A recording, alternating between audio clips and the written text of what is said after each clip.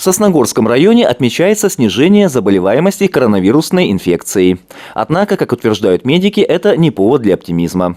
Актуальный штамм гораздо опаснее прошлогоднего, а значит, представляет большую опасность для жизни человека. Сейчас те люди, которые заболевают, переносят более тяжело и в основном попадают больше всего на реанимационные койки. Поэтому весь напряг сейчас по республике ложится на реанимацию, на кислородные палаты, на кислородные ингаляторы и кислородные ИВЛы. Поэтому хочу еще раз напомнить, что давайте все-таки бережно относиться к своему здоровью и здоровью своих родных и близких. Единственная возможность остановить распространение инфекции – это вакцинация, говорят врачи. На сегодняшний день в Сосногорском районе привилось уже несколько тысяч жителей муниципалитета. Сейчас у нас в достаточном количестве имеется и спутник ВИ, который делается двукратно, и имеется спутник Лайт, который делается однократно. Переносится достаточно хорошо. Мы не можем, например, сказать, хотя мы уже тысячи привили, что была бы какая-то тяжелая реакция. Медики напоминают, что при первых признаках заболевания необходимо вызвать врача.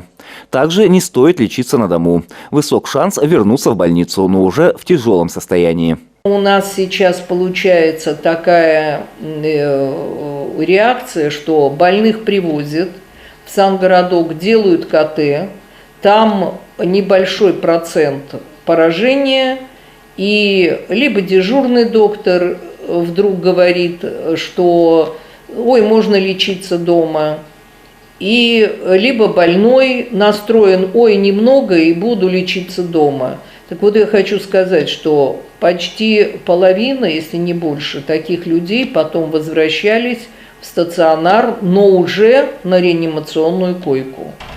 И еще хочу отметить, что смертность вот от этого ковида, она все-таки выше, чем смертность, которая была год назад. На сегодняшний день план по вакцинации от коронавирусной инфекции выполнен на 40%. Но для выработки коллективного иммунитета этот показатель должен составлять 60%, а лучше 70%. Медики предупреждают, в конце сентября ожидается очередная волна коронавируса. А это значит, что необходимо позаботиться о себе и своих близких и сделать прививку. Андрей Калиничев, Евгений Юрин, Вести Тимана, Сосногорск.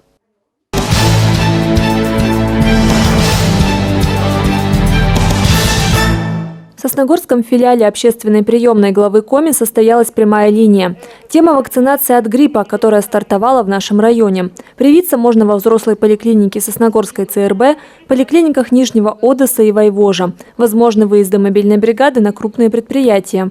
Вакцинация показана практически всем. В первую очередь показано, детям, беременным женщинам, пациентам с хроническими неинфекционными заболеваниями, таким как сахарный диабет, болезни сердечно-сосудистой системы и бронхолегочной системы. Пациенты, у которых есть онкологическое заболевание, но на сегодняшний день они находятся в стадии ремиссии, тоже показана вакцинация от гриппа.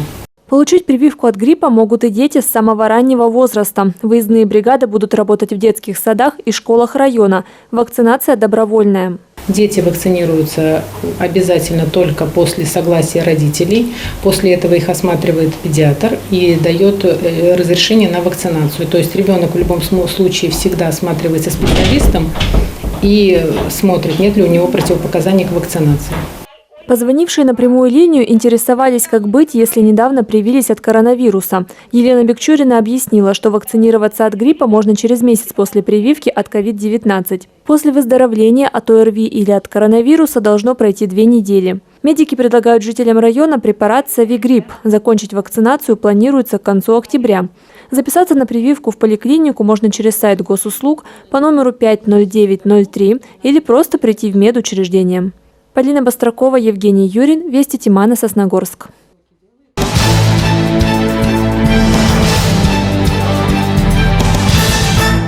В Сосногорске обсудили вопрос трудоустройства безработных жителей муниципалитета. В работе круглого стола приняли участие сотрудники Центра занятости, а также представители городских предприятий и организаций. Как отметили специалисты, постоянно вводятся меры поддержки работодателей. Например, с этого года действует программа по выплате субсидии, равной минимальному размеру оплаты труда. Производится через фонд социального страхования возмещение работодателю суммы минимального размера оплаты труда с отчислением налогов за трудоустроенного безработного гражданина. За первый месяц производится отчисление, потом за третий и за шестой месяц. Оказывается поддержка и тем, кто ищет работу. Одно из основных направлений деятельности – обучение граждан, обратившихся в Центр занятости.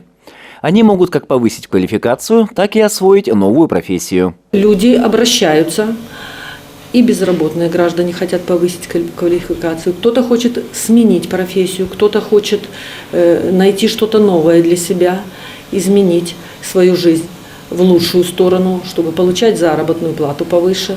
И поэтому обращаются. Также обращаются граждане, которые работающие, работают на предприятии и хотят повысить свою квалификацию. Поэтому есть обращение, мы направляем таких людей. Как отметили специалисты Центра занятости, на сегодняшний день ситуация с уровнем безработицы в муниципалитете достигла допандемического уровня.